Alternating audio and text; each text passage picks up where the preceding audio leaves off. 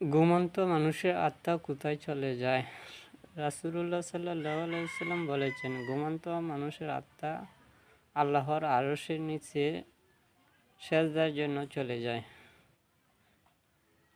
তিনি বলেছেন, যে ব্যক্তি রাত্রে ঘুমানোর আগে পবিত্র অবস্থায় ওযু করে ঘুমায়, সে আল্লাহর নিকটবর্তী স্থানে অর্থাৎ আরশের নিচে তার আত্মা সেজদার জন্য চলে যায়। আর যে ব্যক্তি অপবিত্র অবস্থায় ঘুমায়, তার আত্মা আল্লাহর আরশ থেকে দূরে অবস্থান করে এবং সেজদা করে। তাই আমরা পবিত্র অবস্থায় ওযু করে ঘুমাবো।